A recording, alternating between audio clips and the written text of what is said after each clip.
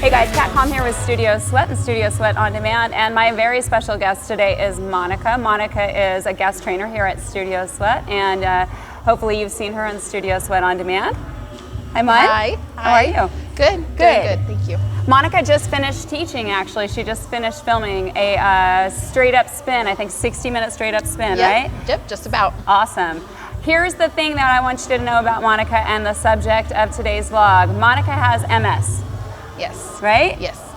That's right. So I would love to give some exposure to this topic and just talk about your experience, and of course, because we are Studio Sweat On Demand, we want to talk about how you've kind of gotten over some challenges that come along with having this condition. So let's start by asking you, how long have you known that you've had MS? When were you diagnosed? So I was diagnosed in October of 2012. Okay. So I've been dealing with it for a while. Okay. You know, it took me a couple of years to get comfortable with the fact that I had it. So that's like almost 6 years then. Yes. Okay, over 6 years, yeah. Okay. Exactly. So it took me a couple years to realize that it wasn't something to be ashamed of. Yeah. Before I got diagnosed, I was an avid runner. Okay. I was actually really loved to run. And so coming, you know, and dealing with the disease and learning how to cope with it, I also had to learn what my body was capable of. Sure. Okay. And that was really the first time I knew something was wrong, is that I was running, and all of a sudden, whenever my heart rate would go up, my feet would stop working. So I would trip. They just like go dead, or? They're numb. Okay. So kind of like if you sit on your legs for too long, and then you go to stand up, you're like, whoa, that's exactly how I feel. Terrifying. So it was not so much scary as it was confusing, you know, because I was in really good shape. I was young, you know, I'm only 35 now. So when I was diagnosed, I was, 29? In your late 20s, yeah. So I was still young. To me, I was young. Thanks, guys. But you know, that's why I couldn't figure out what was going on. Yeah. So I am very lucky. I have a great support system, but you have to learn about what your body's capable of and what you can do. And I think that's the same with anybody. Sure. You know, it's just learning what you can do and when to push and when not to push. Sure. Did it take you a long time to figure out what was going on, or did the doctors figure it out pretty quickly? No. I'm just curious, like, how long did you wait? It took about a year. It really did. Did you go to the doctor right away? Yes, right away. Good. So I went to the doctor right away. Or it would have been a lot longer. Yes. You know, and you always want to find out if anything's wrong before you get hurt. Yeah. You know, once I knew something was up, I'm not going to sit there and keep trying to run through it. I'm going to figure out and make sure. Well, when your feet don't work, so something's wrong. That makes sense. So, and then it took them about a year to figure out that you had MS? Exactly. Okay. Exactly. So they went through, you know, the MRIs and things like that. Process of elimination, yep, right? Exactly. Well, and they probably didn't look for MS. Is there MS in your family? No, it's actually not genetic. It's not a genetic condition. Okay. I don't know much about it, so I really appreciate this conversation. No, of course. My pleasure. So I know you say you have a great support system, right? Yes. What is it important that support system does for you? Well, the people around you have to be understanding that you have a disease that doesn't show, right? Nobody can tell by looking at me until something happens that kind of kicks off that MS feeling. You can't tell by looking at me that anything's wrong, okay? So to try to tell somebody that, you know, maybe you're tired that day, or you know, or like during a workout, you know, if my heart rate gets too high and I sustain it for too long, then you're gonna see that my feet trip up. So the people around you have to know not to push you through it. Sure. You know, more as to embrace what your disability is. So for example, I had a great workout with you, and we were just taking a class, you know, around, and as soon as I wanted to think I can't do that, because I knew what my body couldn't do, I had somebody with me to support me and say, okay, well, let's do this. Let's make it go this way, rather than saying, oh, yes, you can do it, just do it. You know, that's by having a great support system. Exactly, because then you start feeling bad about yourself. And then of course, you know, I have a wonderful husband at home that makes sure that, you know, if he can tell all the signs and the signals of something's wrong. So that's a great support system. And somebody doesn't support your goals. So you make sure your friends are aware. You make sure your trainers and instructors are aware. And absolutely. Did that take you a while? Because you said at first you did not feel comfortable talking about it. Exactly. Exactly. I'm glad you do now. Oh no, me too. No, and you definitely taught me something about making sure that this person who's helping you needs to know. It's so important. Yeah, they can't help you otherwise. So that's Monica and I had a big conversation. I gave her some workouts and stuff like that. It was great. I was happy to do so. People are always, not all people, but most people are happy to help. So without head tilting you. You know, that's, I always feel like when I have something going on that's challenging for me, the last thing I personally want is a head tilt. You know, maybe I want your help, or maybe I could use your help, but I don't want it to be Yes, exactly. That's exactly it. That's right. I would rather have somebody embrace it than to look at it something to feel sorry for me about. And that's what it took me a while to be able to say, okay. But then it's really important that people are aware of that also. Sure. So I have to give them a heads up.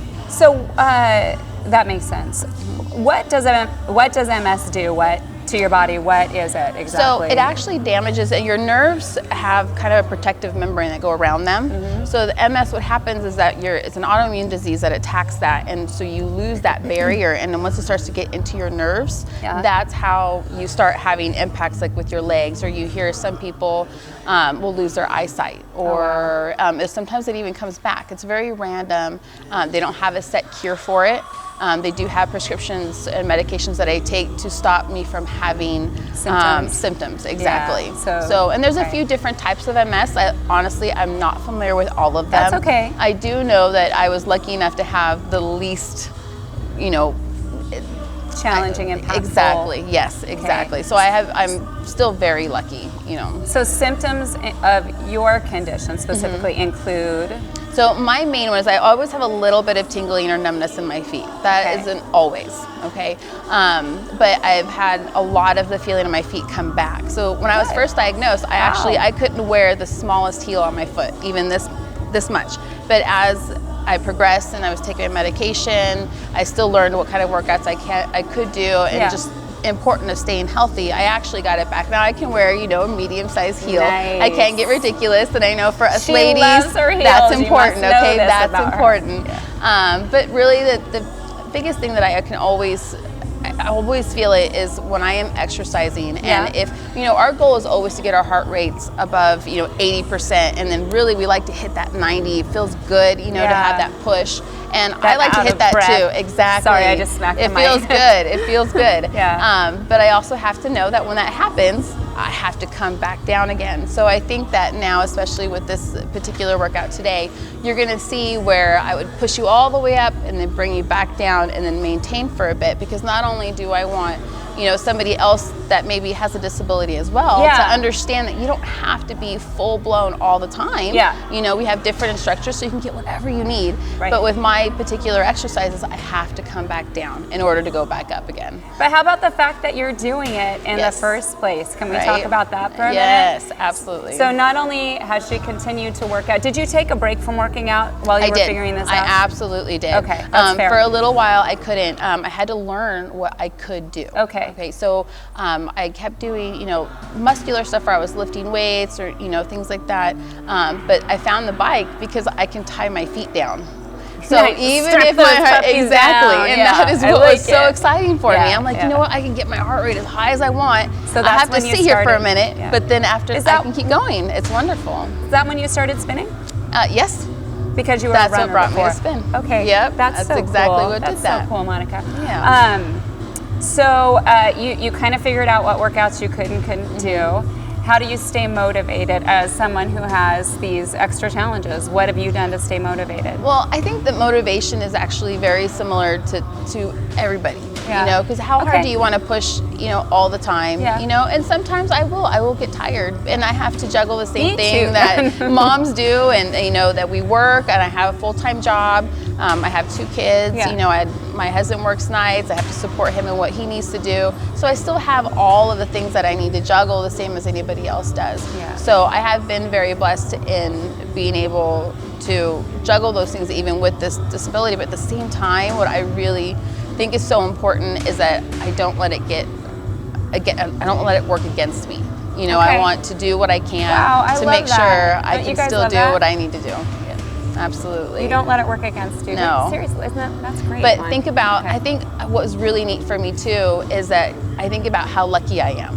How lucky am I that I can exercise, that I can get on a bike, that I can do those things. Yeah. You know, we have so many people that have a disability of some sort and they just quit. Yeah, you know, and sometimes. Well, here's the thing. Can I add to that? Yeah. Sometimes your doctors, even in you know, limited disabilities or sicknesses, just will tell you not to work out. So let's say, for example, you tore your hamstring. They'll say, oh, no working out for, you know, 3 months or something. Come on, doctors, work with me. They can do a bicep curl when they tear a hamstring. There's still like things that. So you've just learned how to adapt. Exactly. And you've kept going. Exactly. Very good. All right.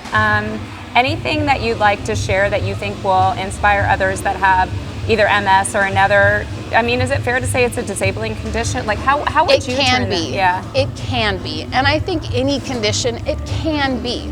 But if you can just try to do whatever it, you know, takes to make you feel good. You know, exercising and being active, it kicks up your endorphins for anybody, you know, and if that's going to make you feel good, do what makes you feel good. Exercising makes me feel good.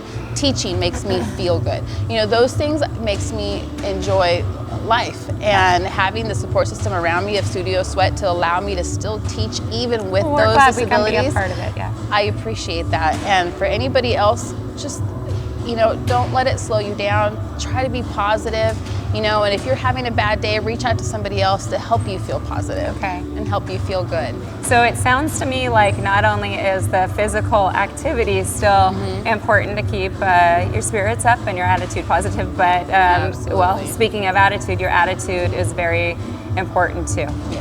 And you have to stay positive. So it's positive. We all have bad days. You know the sticker that says no bad days? I'm like, so you're telling me if a bus hits me, that's not a bad day? Because I call that a bad day. Like, we all have our bad days. Yes, exactly. Yes, absolutely. Okay, anything else you want to add, Monica? No, that's all. Thank you so much for letting me be here. I find you inspirational. Thank you so much. Monica, everybody, have a great day. And make sure, by the way, for those body sculpting, fat torching workouts, including those with Monica, our rock star right here, visit Studio Sweat on Demand or come into Studio Sweat if you're in the San Diego area.